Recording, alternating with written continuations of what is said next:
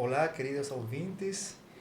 Temos hoje mais um episódio do podcast do nosso projeto de extensão de egressos, memórias, culturas e afetos. Hoje temos a honra de contar com dois participantes de diferentes mestrados, né, com diferentes tópicos e que hoje eles vão partilhar a sua experiência como mestrando, o desenvolvimento da sua pesquisa, as coisas que estão fazendo hoje, né? E este é um momento para nós bater esse papo, né? Para dar a conhecer as pesquisas que a Universidade Federal faz, né? E que é sumamente importante para nós mostrar, né? Para dar essa referência a esse público que quer começar a fazer um mestrado e não tem essa coragem, né? De repente esse episódio motive a muitos a começar a pensar em entrar em fazer um mestrado. Então, hoje vamos começar a apresentar os nossos convidados. Como já falei, este é um projeto de extensão que se chama Memória, Culturas e Afectos, né? Está desenvolvido por la professora Daniela Pérez, ela é professora convidada da pós-graduação em Psicologia da FCH. E eu sou Orlando Bastidas, sou estudante da Psicologia, também formo parte deste projeto. E temos hoje a presença de dois participantes, como já conversei, já falei. O primeiro é o professor substituto da área da Psicologia, Tarcísio de Souza Oliveira, né? O tema da pesquisa do Tarcísio se chama a acessibilidade de pessoas surdas homossexuais a serviço da saúde mental. Tá? A área de pesquisa do professor é sobre a abordagem da fenomenologia e gestalterapia, né? E inclusão. Além disso, ele também atua na área da psicologia clínica, faz atendimento na área da psicologia clínica. A nossa segunda convidada é a professora Almerinda Ribeiro dos Santos. Ela é professora de apoio na educação especial, tá? E é formada em ciências sociais e fez um mestrado em sociologia. O tema da pesquisa da Almerinda é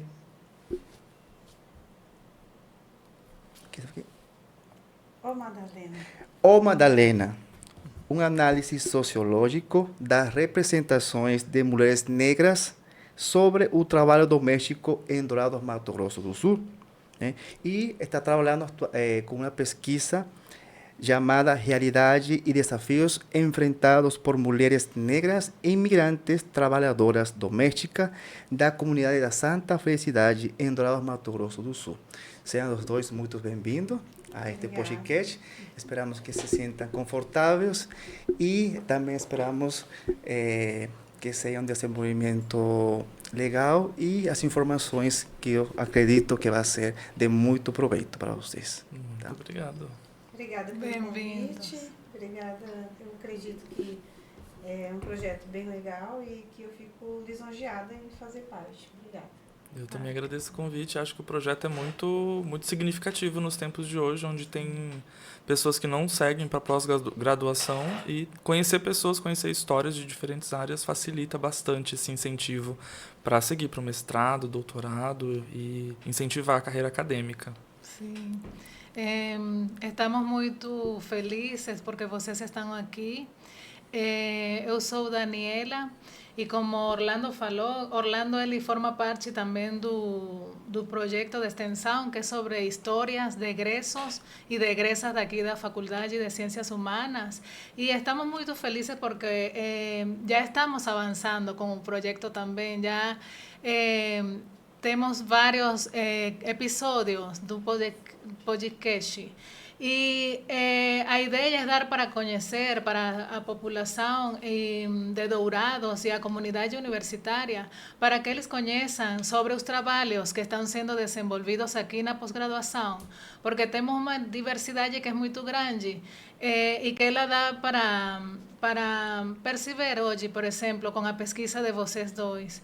Eu queria que vocês falassem um pouquinho, pode ser Almerinda, um pouquinho dessa ideia, de como foi a iniciativa de fazer a pós-graduação que você realizou em Sociologia. Então, a pós-graduação, eu sou filha daqui da XD, né? Fiz a minha graduação aqui, a pós-graduação aqui também. E o que mais me motivou a fazer, né? Lógico que a gente busca sim o conhecimento, mas eu vi que quando eu saí do curso, o mercado de trabalho exigia que eu complementasse a minha formação, né? Só a graduação não foi suficiente para eu me inserir no mercado de trabalho. Então eu vi essa necessidade de buscar ampliar o meu conhecimento, né? E ampliar para melhorar o meu currículo, né? Então foi quando eu decidi, né? Eu já comecei a estudar um pouco tarde, né? Eu já comecei a faculdade, eu já tinha meus 27 anos, então depois da graduação eu dei um tempo e eu vi a necessidade de partir para pós-graduação. Então, o que me motivou foi isso, porque se eu fazia um concurso, eu ficava para trás no título. Então, isso aí me prejudicava. Então, eu falei, não, eu preciso investir na minha formação, eu preciso buscar conhecimento e, consequentemente, isso vai servir para o meu campo profissional, né? E tem me ajudado muito. Sim. Ai, que bom. Que legal. Isso. Eu acho que esse é um dos motivos também, essa exigência do mercado laboral, verdade, que a pessoa precisa se especializar, continuar. Eu queria também que o Tarcísio falara sobre isso também, como foi essa motivação, essa decisão, como foi impulsionada também. Eu vindo da psicologia, algo que sempre é aberto é a clínica. Então, já saí, me formei já direto do ensino médio, terminei muito novo ainda, né, em 2018, a minha graduação, e já saí clinicando, né, já tirei o CRP e fui clinicar, ainda no Paraná. E trabalhei presencialmente, virtualmente, fui ainda me filiando a projetos de consultoria para empresas por algum tempo, e depois começou a pandemia. Nisso eu me mudei também, no final de 2018, para a Bahia, fui morar no interior da Bahia. Justo no período da pandemia, e o mercado mudou nesse momento, né? Ficou muito instável o mercado da psicologia. Eu era muito contra a psicoterapia online, por exemplo, na época da graduação, mas foi a porta que se abriu para que os boletos não paravam de chegar na pandemia. Então, tive que me adaptar à pandemia e abri o EPSI e tudo, e comecei a clinicar online. Só que já estava insuficiente, a pandemia já tinha, né, medidas para ir se acabando e tudo mais, já estava começando a vacinação. E aí decidi ir me capacitando para voltar para o mercado, então, presencialmente. Fui fazer uma pós-graduação, uma especialização online também durante o período da pandemia. Ai, que bom. Mas acabou-se a pandemia. Cheguei em Dourados também, junto com meu marido para cá. E aí o mercado começou a mudar. E aí comecei a fazer mais provas de concurso e assim, como a Almerinda, essa questão do mestrado, né? Por mais que você fosse bem na prova, alguém que tinha um mestrado passava na minha frente automaticamente. Então isso me incentivou para ir para o mestrado. E aí o mestrado estava numa seleção online também, porque ainda estava finalizando e se adequando à retomada. Isso. Fiz o processo todo online também e entrei em 22 aqui na UFGD, no programa de psicologia. Sim, que interessante. Essa questão de como a gente tem que se adaptar também às necessidades, os momentos, os tempos também. Sim. Por exemplo, com a pandemia, como você falou, ficou muito claro essa necessidade também de, por exemplo, fazer atendimento online. E que muitas pessoas dentro da psicologia não estão acostumadas também. Mas essa é como uma exigência das necessidades atuais. Do momento. E do isso momento. também adaptando à exigência de hoje, né? Assim, por mais que a gente não está na era tecnológica, né? E não queira ficar só na parte presencial, né? Mas o mundo está mudando e nós temos que ir nos adaptando a essas mudanças. Queramos ou não queramos, senão vamos ficar para trás. Sim. Entendeu? E aí eu quero aproveitar essa parte que tu falou dos atendimentos online. Como que foi essa experiência para você nesse período da pandemia e que não estava acostumado a fazer isso, Sim. né? Foi muito assustador no início testar e ir me adaptando a isso, já que a minha abordagem, né, ela é muito presencial, ela é muito tátil, trabalha muito com o corpo, com a experiência, com essa troca, né, do presencial, e no online eu fiquei, e agora, né? Vou conversar com uma tela e vou ficar preso e restrito a uma tela. E fui me adaptando ainda com resistência, de certa forma, mas eu fui vendo que dava para criar coisas. E que tinha coisas que eu também só consigo fazer no online e não consigo fazer no presencial. Então isso é muito legal. Abriu o leque de pessoas, então eu conheço pessoas do Brasil inteiro, já atendi pessoas de fora do Brasil. Conheço a casa das pessoas, conheço às vezes o trabalho, né? Tem gente que faz a sessão no final do expediente, no carro. Então é uma oportunidade diferente. E hoje eu estou 100% online na clínica, já faz uns 2 anos que eu já estou só no online e hoje eu me acostumei bastante com o online. Abriu muito assim o leque criativo para que eu pudesse me adaptar e adequar a realidade da psicoterapia no momento no online, né? E é muito legal porque acontece a troca. Eu tinha esse medo de não acontecer essa vinculação ou essa questão da proximidade, mas tem hora que eu até esqueço que eu estou no online. Parece que a pessoa realmente está... experiência positiva. Exato, Isso. e eu gostei muito. Então hoje eu sou contra quem é contra a terapia online. É muito útil nesse sentido. Mudou um pouco. Muda, né? É diferente do presencial, Que às mas vezes é muito bom. Não tem que também testar, né? A vezes não fica criticando aquilo que não ainda experimentou. Então, a vezes tem que tornar-se para depois ser uma pessoa com base e falar.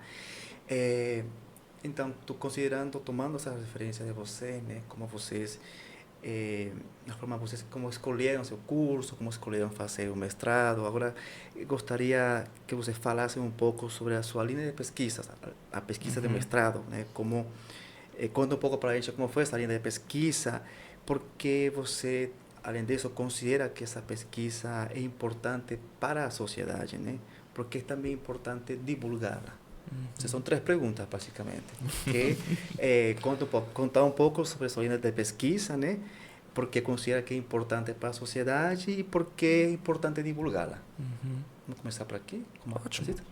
Bom, a minha pesquisa foi sobre acessibilidade, né, de pessoas surdo-homossexuais nos dispositivos de saúde mental.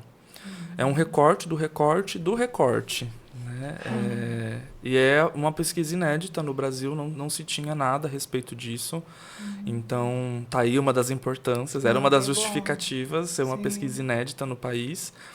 E foi muito legal poder contar com a minha orientadora, que é a professora Jennifer, que está na graduação também.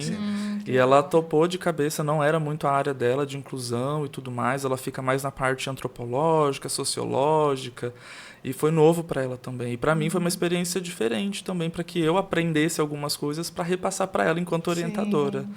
Mas eu achei que é muito útil porque é um público que eu conheci na Bahia, em especial. Sempre fui afim de aprender Libras, que é a nossa língua brasileira de sinais, mas sempre muito assim de segundo plano.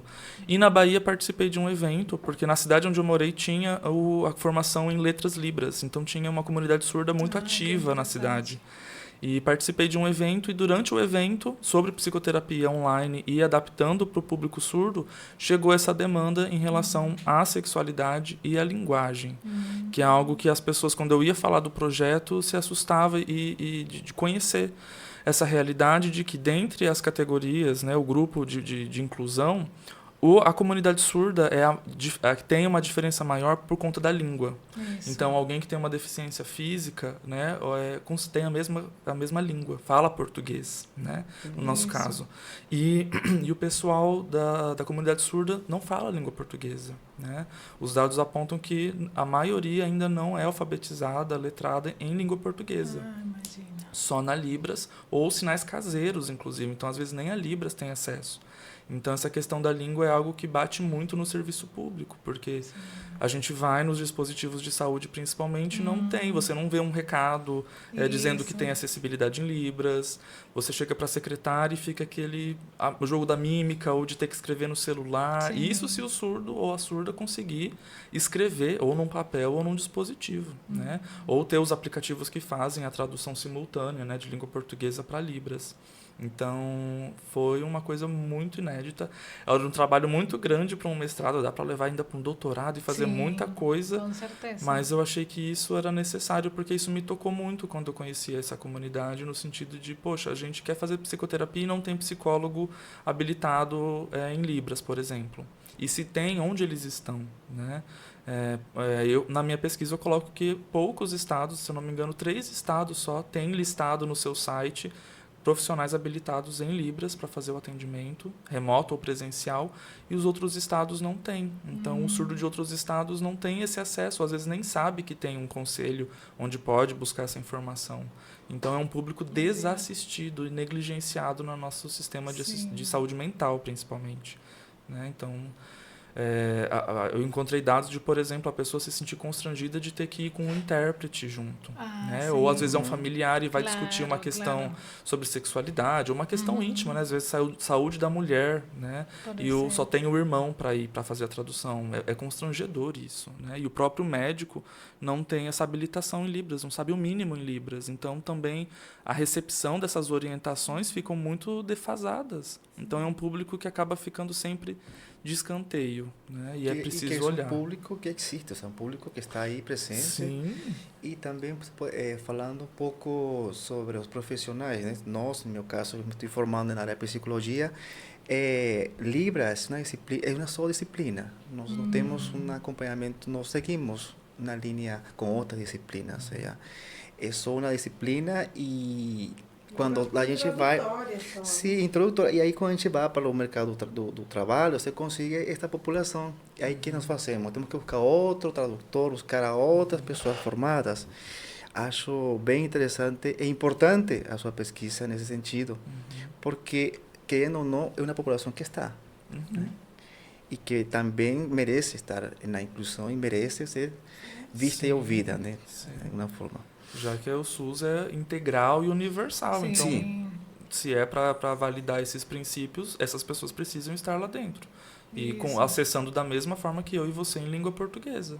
Não, e é muito interessante essa questão que você está falando no acesso à saúde mental também, porque como você falou que precisa muitas vezes de levar outra pessoa para ela ser atendida. Ajudar, Sim. sabe? Então ali fica constrangida a pessoa também. E acaba ficando influenciado porque o mediador, né, o intérprete, às vezes não está interpretando exatamente da mesma forma ou não consegue passar tanto as orientações do médico quanto os sintomas, né, os sentimentos dessas pessoas. E às vezes tem vergonha de contar tudo, aí o intérprete não quer que o intérprete escute, entenda o que vai falar, né, por vergonha, e não consegue comentar tudo o que quiserá falar nesse momento.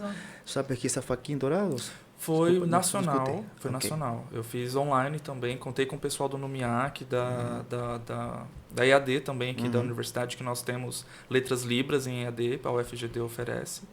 E contei com esse pessoal para fazer a tradução e interpretação de todo o questionário, para que eu pudesse abranger nacionalmente o público.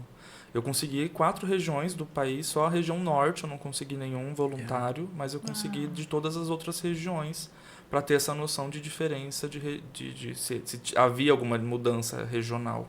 Mas acabou que os dados foram praticamente unânimes, indiferente se está no sul ou no norte do país, a realidade é muito, muito parecida. Sim. Ali tem uma questão de nosso encontro de hoje que eu acho muito interessante, porque a Almerinda está trabalhando na educação especial aqui também, então ela pode falar um pouquinho dessa experiência. Como professora em uma escola aqui de Dourados, também nessa área. Então, seria muito interessante. Então, eu fiz curso de Libras já, só que a gente, como não convive com o surdo, você acaba não praticando e acaba esquecendo um pouco, né? Mas assim, o básico, os cumprimentos, às vezes compreender o que ele está querendo dizer, eu consigo conversar um pouquinho, assim, tem essa experiência. Mas eu trabalho com aluno autista, então já é um pouquinho, o atendimento vai para um outro rumo do que com um aluno surdo, né?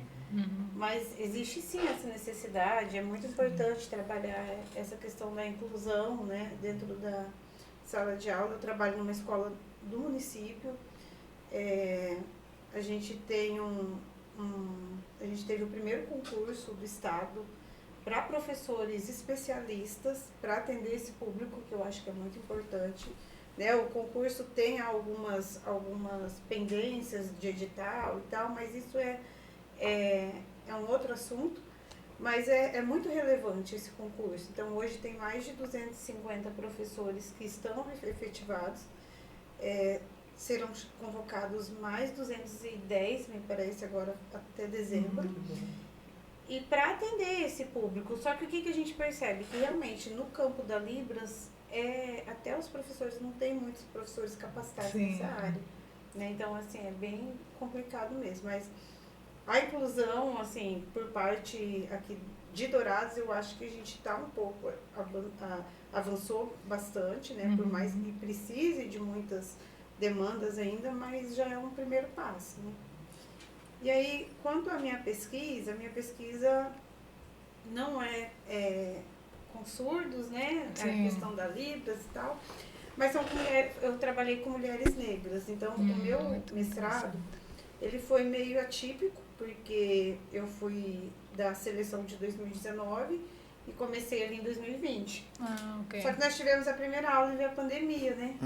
E aí, aquela coisa de lockdown, de distanciamento, né? De não ter nada presencial, e nós ficamos 6 meses sem aula. Então, a universidade não sabia ainda, não tinha decidido o que ia fazer. Né? Aí, quando chega no segundo semestre de 2020, nós tínhamos que começar e não tinha outra opção. Então, foi ensino remoto. Então, foi tudo novo, tudo muito acelerado, porque foi bem condensado, assim, 2 semestres em um. Então, assim, foi bem atropelado nesse sentido aí, da gente ter que dar conta por conta de tempo. Isso. E o programa exigia que fosse 2 anos. Então, se a gente prorrogasse mais um pouco ali, perderia o processo. Então, nós tivemos que, até o estágio, a gente comentava mais cedo, eu não pude fazer estágio no mestrado, porque não podia ter contato. Então, foi bem atípico. E a minha pesquisa, eu trabalhei com mulheres negras, né, trabalhadoras domésticas aqui na cidade de Dourados. É um trabalho, ele não é inédito, porém ele é bem relevante, porque nós trabalhamos, quando eu falo a gente ou nós, eu me refiro à minha orientadora, né, porque eu acho que no mestrado, no doutorado, você não trabalha sozinho, você tem um orientador ali por trás que está sempre contribuindo, e a minha orientadora foi Alzira, né, Alzira Menegatti, continua sendo agora no doutorado, né, e ela é maravilhosa, ela é então assim, nós trabalhamos com mulheres negras e essa pesquisa ela é muito relevante porque a gente parte ali toda essa questão histórica da mulher brasileira, né, a mulher negra que foi escravizada, né, que teve o seu corpo usurpado, né, e sofreu as consequências do patriarcado. Então a gente queria entender se essas mulheres que trabalham aqui, como que elas se veem, né? E a gente queria compreender se esse resquício da escravidão ainda se faz presente no trabalho doméstico atualmente. Então, e aí, na época, a gente tinha um plano de entrevistar 10 mulheres. Infelizmente, por conta da pandemia, a gente nós não pudemos fazer essa entrevista, e aí fizemos com 4, mas foi 4, mas que foi de muita qualidade, né? E a gente pôde compreender como que essas mulheres se veem enquanto trabalhadoras domésticas. O que elas têm feito para se reinventar, né? Para muitas procurando deixar esse mercado de trabalho, né? Como que como que elas se sentem no seio de uma família que não é delas, mas que dizem que ela é como da família, né? Mas não é. Então, assim, o legal da pesquisa, né, foi ver que essas mulheres, elas estão buscando os novos caminhos, né? Buscando estudar, buscando fazer uma academia, que seja, alguma coisa, elas buscam, né, trabalhar e tentar sair desse contexto de doméstico. Isso. Porque, infelizmente, o trabalho doméstico não é um trabalho valorizado. Né? Ele não entende como um trabalho produtivo.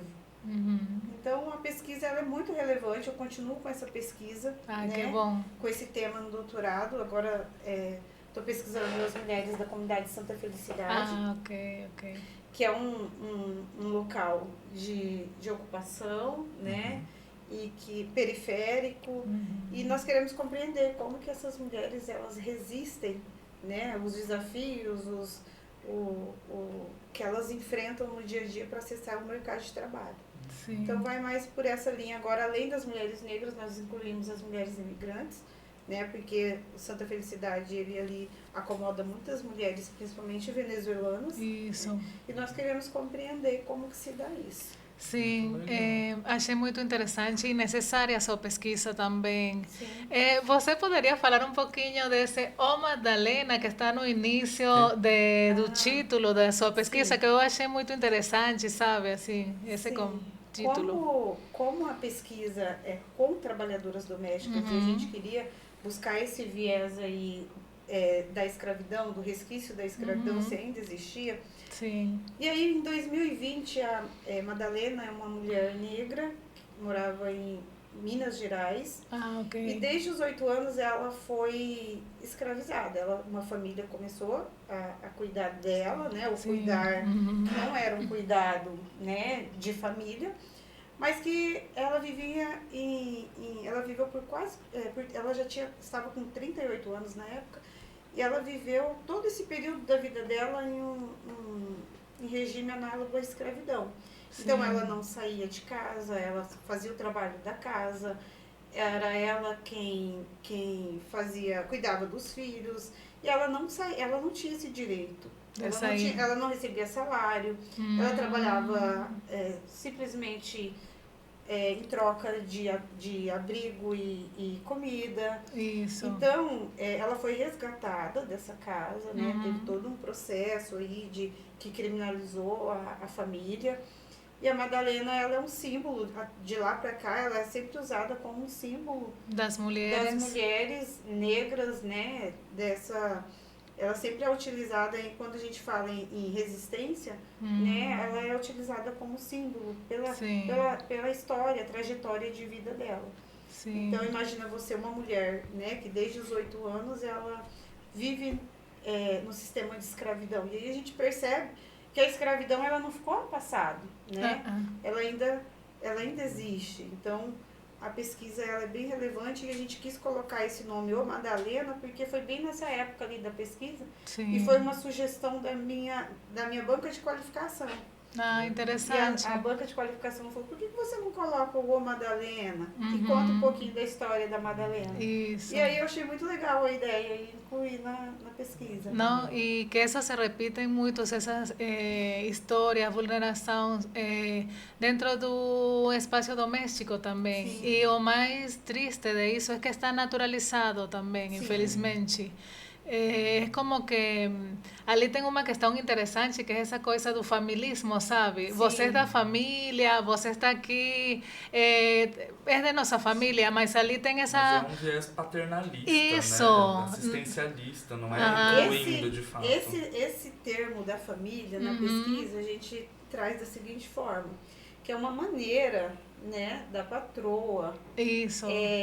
Cativar a funcionária, a empregada doméstica, isso. E fazer com que ela acredite que seja da família, porque dessa maneira ela vai continuar servindo, muitas vezes além do que ela além das funções dela. E do horário, né? Por exemplo, de ficar sim, sem horário, se fica ali dentro da casa, sabe? Então, a partir de 2015 veio a PEC das domésticas, né? Então isso entra também na pesquisa, quando a gente trabalha a questão dos direitos que são ampliados para essas mulheres, né? Principalmente questão de horário, jornada de trabalho e jornada com horário, né? Entre intervalo ali, que antes essas mulheres entravam 7 da manhã, saíam 7 da noite, sem horário de almoço, sem intervalo entre a jornada ali, então era muito exaustivo.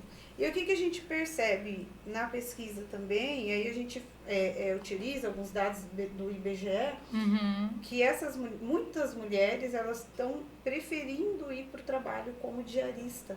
Isso. E não com carteira assinada. Por conta que, como diarista, a remuneração acaba sendo maior, né? E aí ela acaba também não tendo esse vínculo entre patrão e empregado. Sim, Então Então, vira uma prestadora de serviço. é uma prestadora de Sim. serviço ali.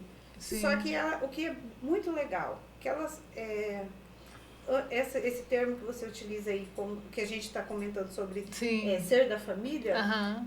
pelo menos as mulheres que eu entrevistei, elas têm consciência que é uma forma de manipulação que as patroas Sim, utilizam sim. para que elas Para manter a para raiz. manter elas ali, cativar no trabalho e tal. Sim. Então isso elas muito têm legal. bem essa consciência, assim, elas Não, pode ser que ali não se são dê inocentes. também sabe? um tipo de vínculo também, Sim. mas ele é mais com o é passar do visível, tempo, sabe? Porque tem muitos casos de sim. mulheres que ficam ali com as famílias por muito tempo e se dá esse vínculo também como tal. Mas a gente não pode negar que é uma relação de poder que se estabelece ali e de dominação, de exclusão social, por exemplo, isso de que você cuida de meus filhos, mas que pessoa cuida dos seus. filhos da mulher que está trabalhando, Sim. por exemplo? Quem cuida do cuidador. Quem cuida do cuidador? Então, eu Exatamente. acho que isso é muito interessante. E Na sua pesquisa falando de relação Isso. de poder, eu acho legal, assim, talvez dá para entrar como inédito na sua pesquisa, porque o que eu percebo não sendo de Dourados, que aqui, por ser uma região fronteiriça, que recebe imigrantes, isso também. e imigrantes negros também, né? Temos os sim. haitianos e vários outros tipos de etnias aqui. Há muito essa relação de poder com os imigrantes Sim. e a relação com a comunidade Isso. negra também. Sim. Então, acho que isso é muito curioso de observar na sua pesquisa também. Porque aqui, acho que Dourados é uma região muito específica. Isso. Né? Porque nós temos as comunidades Temos. indígenas, negras, os imigrantes. Aham. De E- Paraguai, Uhum. pertinho, E Bolívia se também. percebe muito que é quase como que automático colocar todas essas pessoas para fazer Em esses esse lugar. serviços básicos, né? Então acho que isso é muito curioso e interessante na sua pesquisa, Sim. de ser inédito de alguma forma, porque aqui só tem coisa que só acontece aqui. Isso acontece Sim. em Dourados. Aham. Sim. Mas também tem outros fatores também, essa parte de por que eles estão nesses serviços especificamente, no caso dos migrantes, na questão de optar um serviço maior, fica nas mãos da revalidação do diploma. Uhum. Sim. Então, Se isso aproveitam custa. disso. É também Uhum. isso, né? Eu sou profissional, mas não tenho diploma. Então, o que fica? Tem que trabalhar do que tem aqui. Sim. Então, isso também é Isso a gente consequência, tem é na causa. encontrado na comunidade, né? Isso. Lá no Santa Felicidade, nós estivemos lá Sim. semana passada e a gente presenciou isso. Olha, eu sou formada em serviço social, Uhum. mas aqui eu estou desempregada, ou eu já trabalhei em indústria, entendeu? Então, é uma dificuldade que é Sim. encontrada. Então, às vezes, não é questão de formação, né? Ou capacidade, é questão de oportunidade. Que é que Isso. tem, elas vão aproveitar a oportunidade que tem e a que tem para esse público, por enquanto, é isso, infelizmente, né? Y que se tenga naturalizado también esa cuestión de que as pessoas que elas encontram vulnerabilidade, por Sim. exemplo, em relação com os migrantes também, eles ficam em esses trabalhos, como falou também o Tarciso, por exemplo, atendimento no supermercado, aqui nos frigoríficos também. Sim. Tem outras pessoas que estão ali também, que são brasileiras, que são brasileiros também, eles se encontram em vulnerabilidade social, por exemplo. Sim. E isso acontece não só aqui em Dourados, isso acontece em todo o Brasil, acontece em América Latina, em outros Sim, países sim. também. Temos uma mostra ali muito grande, muito forte da colonialidade ainda, que se mantém e que a nossa sociedade está estruturada em essas relações de poder. Então fica ali essa questão naturalizada. E a gente quer, por meio desses encontros, quer refletir sobre isso também. Porque a universidade é para isso, para ajudar a deconstruir como essa representação, por exemplo, como as mulheres negras, as mulheres indígenas, migrantes, os homens também, migrantes, indígenas, eles têm que estar também em outros espaços. E a educação é um caminho para a gente também estar aqui, por exemplo. Abre portas. Ajá, né? e isso abre portas. Ajá. E não, e são coisas que se estão fazendo também, tanto a UEM como a UFGD, está Isso. vendo vagas para migrantes, vagas para os indígenas, vagas para toda essa comunidade vulnerada, né? Que falta, sim falta, porque Sim, faltam sim. muitas coisas. E justamente estas pesquisas é isso, para mostrar justamente o que está faltando, né? Isso. Aonde podemos chegar, Sim. aonde podemos nos aportar de lo mínimo, né? Porque a gente faz uma pesquisa de 2, 4 anos, tá? Para dar algo, para dar algo significativo, né? Sim. Não mudar o mundo porque é difícil, é complexo, mas sim dar esse aporte pequeno que vai ficar, né? E justamente este espaço é para isso, para mostrar. Sim. Eu acho que as nossas pesquisas, de alguma forma, e a nossa realidade também de trabalho converge no sentido da inclusão, onde a gente consegue perceber a questão do incluir enquanto número, porque agora as empresas são obrigadas, as escolas são obrigadas a receber essas pessoas, mas é aquele incluir enquanto número, enquanto uma estatística, mas não é o incluir de integrar, de se fazer presente, se fazer visto, se fazer útil. Eu acho que você, na realidade da escola, deve perceber isso, e eu percebo isso também dentro e fora da clínica, que é incluir enquanto número. Seja uma mulher negra, indígena, um surdo, qualquer pessoa com deficiência, são inclusas dessa forma enquanto número. É uma cota, é obrigatório, então põe a pessoa ali, senta no cantinho Muitas dela. vezes fica assim. Mas ela está sempre na baia dela. O aluno com alguma necessidade, o autista, ele fica no cantinho, ele não está integrado, ele nunca tem essa oportunidade. É difícil encontrar essa abertura e pessoas que se dispõem a ser criativas de não. Vamos colocar, por exemplo, o aluno autista no meio da sala, se ele tem condições, e integrar com os colegas da turma. Vou pensar minhas disciplinas pensando nisso, num surdo, seja numa empresa. Né? Ele não vai ficar só empacotando, ele pode estar na administração, ele pode estar em outros lugares. Vamos capacitar toda a equipe em Libras, por exemplo. Para mas ter esse ainda há uma acesso. resistência nisso de incluir enquanto número, mas não incluir de integrar. Isso. Agora eu queria ouvir, acho muito interessante a discussão que a gente tem, essa reflexão. Eu queria ouvir vocês falar um pouquinho de alguns momentos que eles tenham sido marcantes dentro da pós-graduação, alguma lembrança, um momento significativo para vocês. Não sei se o Tarcísio pode falar também de muito isso. feliz, né? Isso. Todo pode ser alguma experiência. Marcante positivo e negativo. Isso. Né? Sim. Não, claro. Pode começar. Pode. Bom, dentro da pós-graduação, o mestrado foi bem marcante, essa experiência, como eu tinha comentado, da pandemia. Sim. Então, assim, foi muito marcante porque nós tivemos que nos reinventar, aprender a estudar de uma outra maneira, né? Tinha a questão da socialização que a gente não tinha. Eu não conheci meus colegas pessoalmente, né? Então, assim, teve colega que eu vim conhecer pessoalmente agora no doutorado. Né? Que sim, imagina.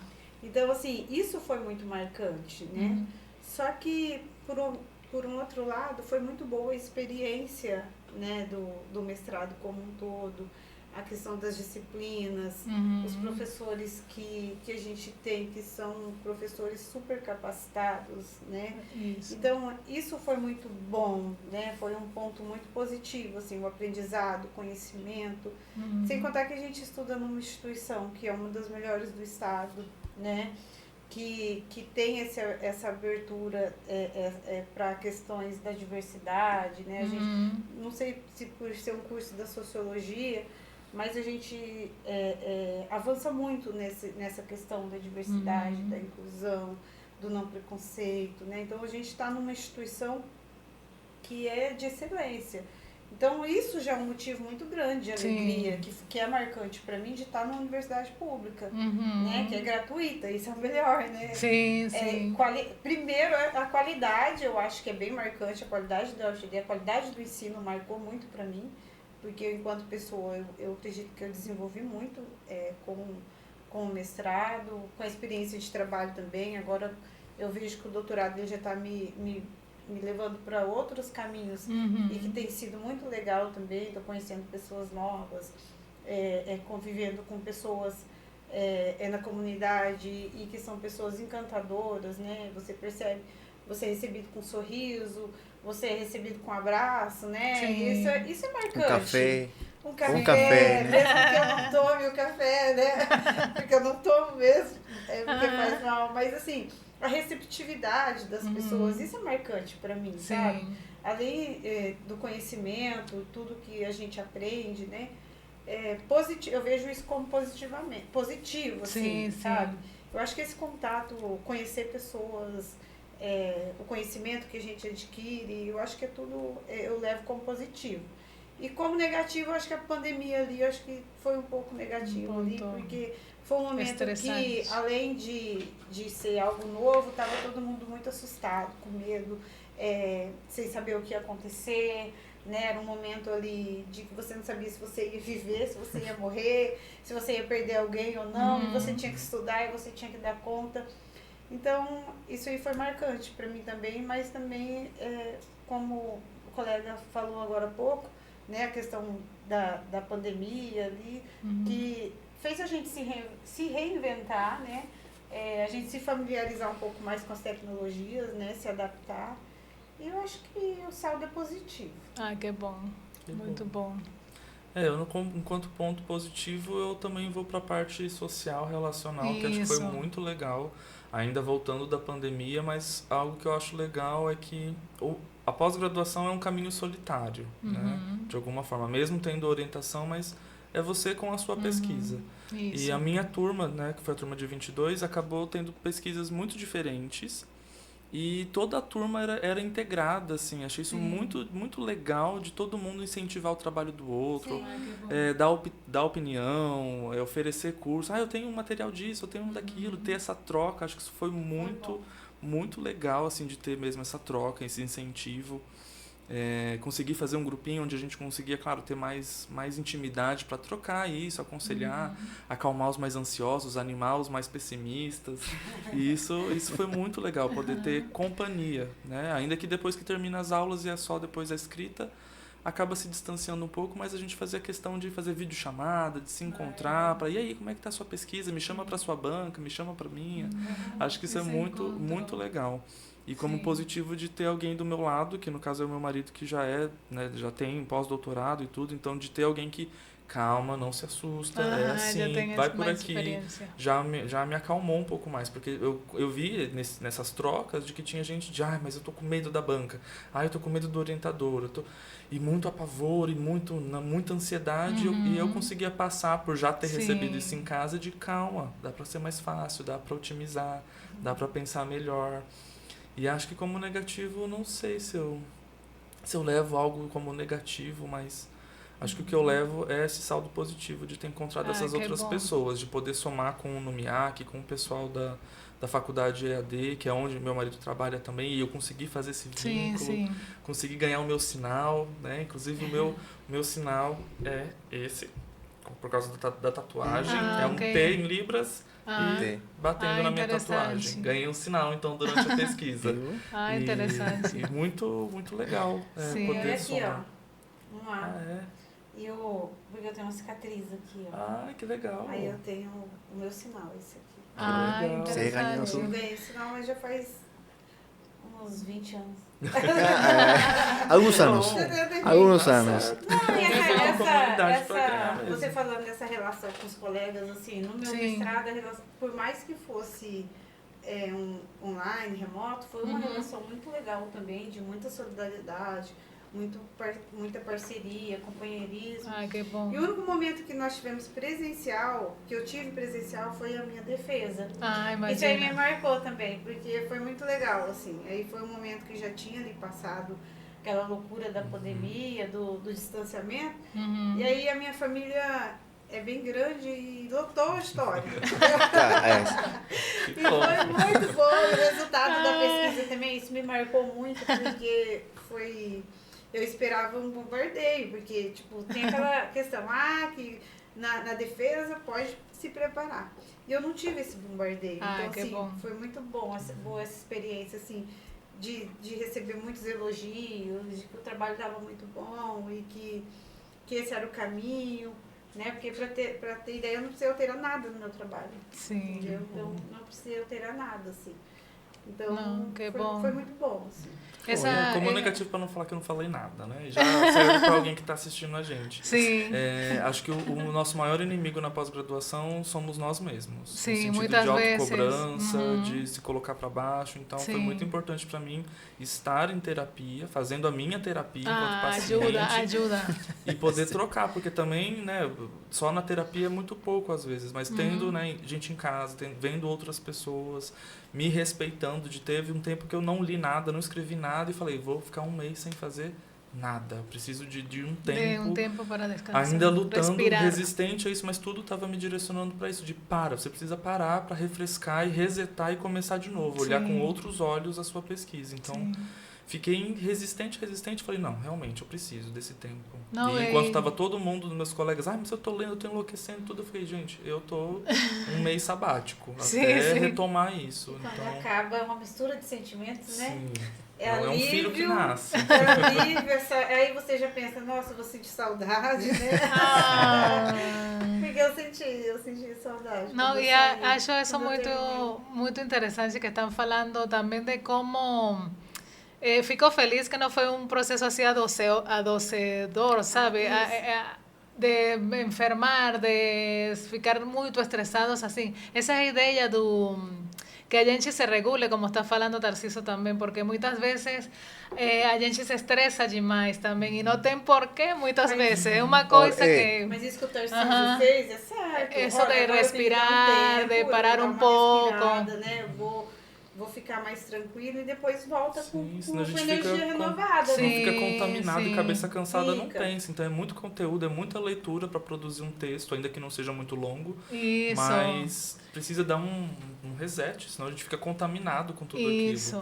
Mas esse susto, esse medo, esse cortisol, toda aquela sensação que a gente sente é bom. Assim, no momento você sente que não aguenta e está com aquele nervo, aquele susto, e vou apresentar e que me vai perguntar. Mas, desde meu ponto de vista, é uma sensação que vai passar e que é curta. Sim. E que você depois pensa, olha, poderia ter desfrutado mais esse momento, porque vou fazer doutorado, aí vou passar por outra fase. Então, se a gente não sente todas essas emoções, está morto. Entendeu? Sim. E uma coisa que eu aprendi assim também, que escutei na psiquiatra, assim, ela fala que 90% das coisas que a gente pensa nunca passa, nunca jamais acontece. E a gente imagina porque muita coisa ali. Né? Você pensa com aquilo tão grande e não vai acontecer. E isso passa, isso vai passar, né? Não tem que pensar, não, isso vai passar. Já você como mestrando, né, já doutorando, você também futuramente doutorando, se esse é o caminho que você quer seguir, para as pessoas que nos estão escutando, para as pessoas que querem começar a fazer uma vida acadêmica, uma carreira acadêmica, um mestrado, um doutorado, qual que seria o conselho que você daria para essas pessoas que estão pensando em iniciar esse caminho? Eu dou de não se assustar com essas histórias, né? Então, espero que a gente esteja passando uma mensagem positiva de que não é um bicho de 7 cabeças. Isso.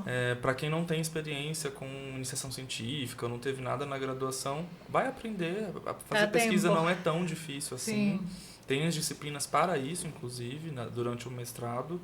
E acho que é legal, assim, buscar algo que você se interessa em pesquisar. Para que facilite você trabalhar com algo que você goste, né? Pesquisar. Sim. Mas acho que é legal pensar nisso de o que falta, o que ninguém está falando, ou o que eu acho que pode ser diferente. A pesquisa do mestrado não precisa ser a tese de doutorado, você não precisa reinventar a roda no mestrado, mas é aprofundar em algo que você acha que é interessante, que está faltando, que você acha que é relevante para a sua profissão, ou enfim, para a carreira acadêmica. Tipo, não tem nenhuma pesquisa falando sobre isso.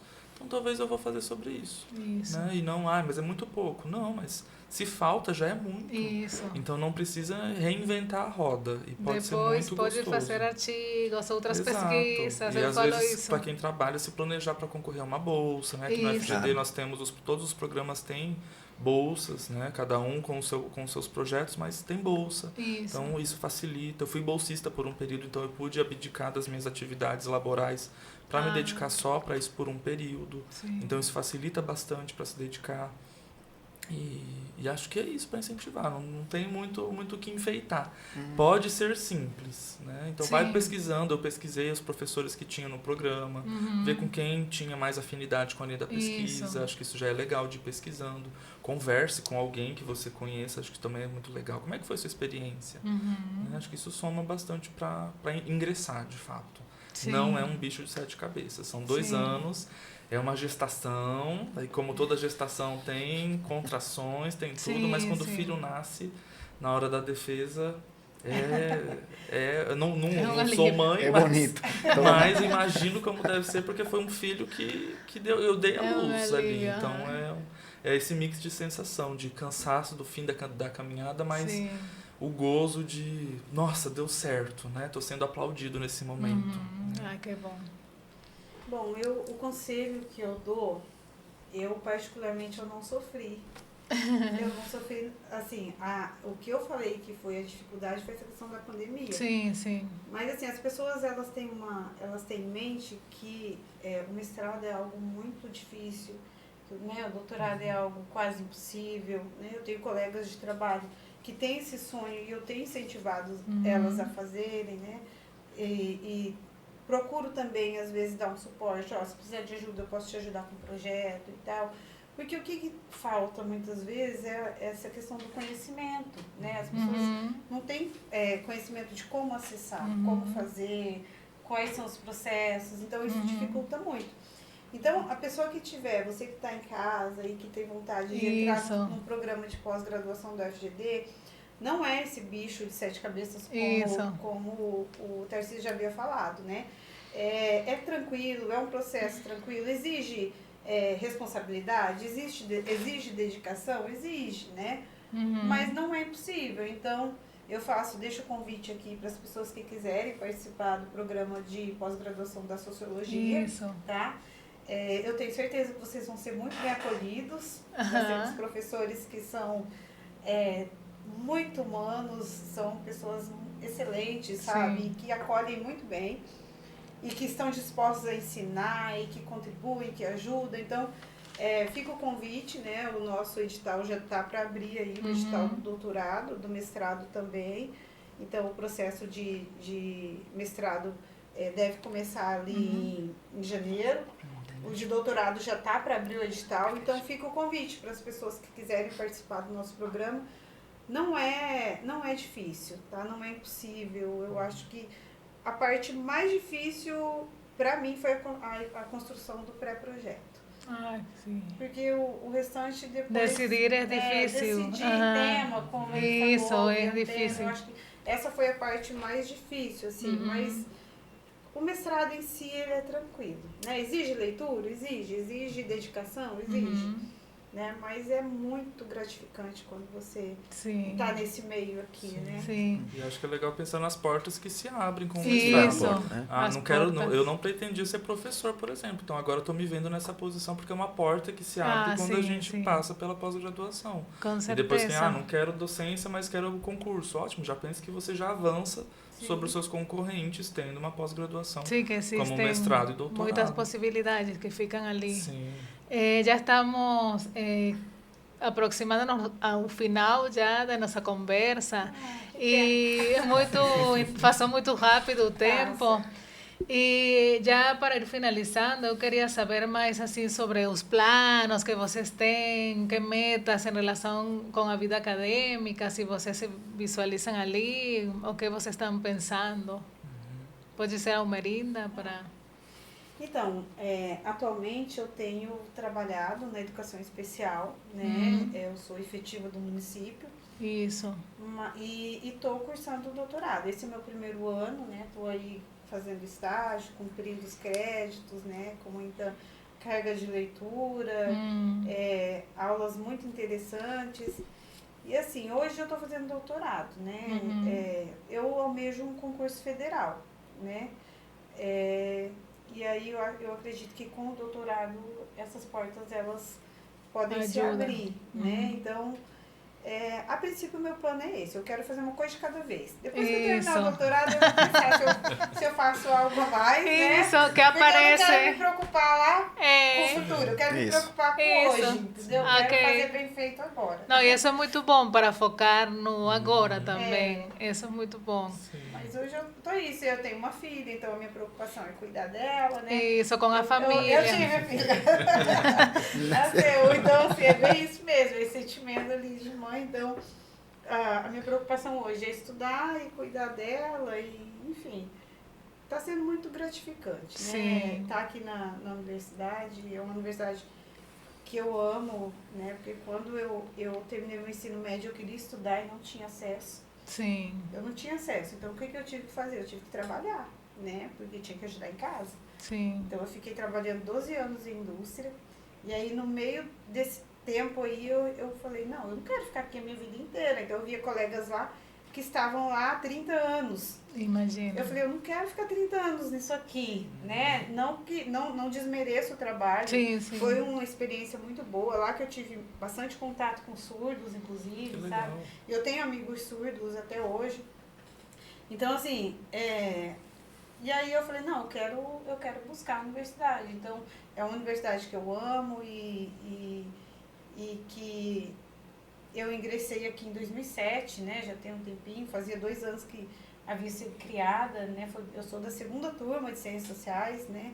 Tenho bastante orgulho de ser da 1ª turma de Sociologia, do doutorado em Sociologia. Ah, que bom. Nós somos a 1ª turma, Que então bom. assim, isso é bem gratificante. Claro, Então marcante. é isso, eu gosto de estar aqui, convido quem está em casa, quem está assistindo a gente, para estarem também, Sim. né? Entrem no site da UFGD, dá uma pesquisada nos cursos, nos programas que tem, porque vale muito a pena, vale muito a pena. Mas tem que gostar, né? Eu tô aqui porque eu gosto. Isso, né? é importante. Eu gosto. Às vezes minha mãe em casa fala, eu acho que você está estudando demais. Estuda menos um pouco, Isso. sabe? E aí não, mas ainda não tá demais, entendeu? Mas é legal, é muito bom. Que bom. Ok. Pegando essa entoada, uma dica também que eu conheci, eu tenho colegas que fizeram isso, para quem tem curiosidade para conhecer os programas, entra como aluno especial, quase Sim. sempre sobram vagas. Ah, isso. E boa dá para se ideia. inscrever pelo edital e você participa sem compromisso necessariamente de cumprir a disciplina, mas você já ganha o crédito e você conhece a turma, você já Isso. conhece os professores, já vai se afinizando com o processo, então acho que isso é uma dica muito legal. Eu fiz isso no Paraná para sentir um pouco da pós-graduação e me facilitou que bastante, até para já ganhar créditos também. Ah, ajuda. Ajuda. Não, e essa Avança, troca é já bom avança mais um com outros pouquinho. cursos, com E outras já vem um pouco faculdades. sentindo como é que a coisa funciona. Sim. Mas de projeto eu penso em continuar testando a docência e investir nesse caminho. Eu gosto muito de falar da minha profissão e falar da minha abordagem, eu fico aqui até sim. se deixar. Então, Outro Sim, podcast porque a gente vai temos. fazer. Outro Isso, a gente só não pra fala isso. muito da saúde e aí mental, de outras, dá- mas eu tô precisamos. gostando dessa experiência, de poder Sim. repassar para outras pessoas e repassar com amor, com carinho daquilo que eu gosto. Isso. Mas também penso em prestar concurso para a área justamente da saúde mental, da assistência social, onde a psicologia está conseguindo já ficar mais próxima e convergir.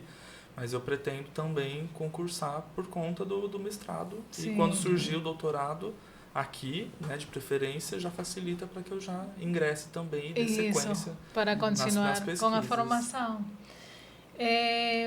Queremos agradecer, estamos imensamente agradecidos com vocês, com sua presença hoje aqui, porque tiraram de seu tempo para vir e compartilhar conosco.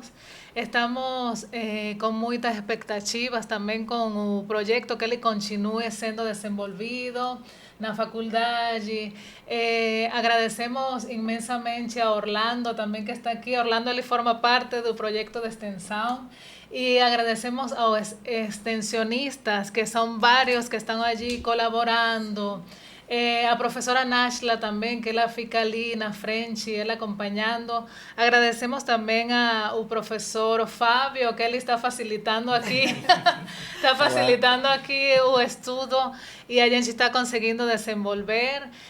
O projeto continua. Agradecemos imensamente à Universidade da Grande Dourados também por dar-nos essa possibilidade de falar, de compartilhar, dessa troca de saberes, experiências aqui. convidamos as pessoas que estão assistindo que elas procuram Memórias, Culturas e Afetos, que é o Instagram que a gente tem, e ali vai fazendo divulgação também. Vai ter outros episódios que são muito importantes também, desde a interdisciplinaridade, diversidade, procurando novas formas de convivência, de contato também dentro da universidade. Muito obrigada, eu sou Daniela, professora visitante da pós-graduação em Psicologia, e convidamos vocês a dar uma olhadinha no YouTube e no Spotify também. Muito obrigada e bom Obrigado, dia, boa gente. tarde para todos e todas. Obrigada.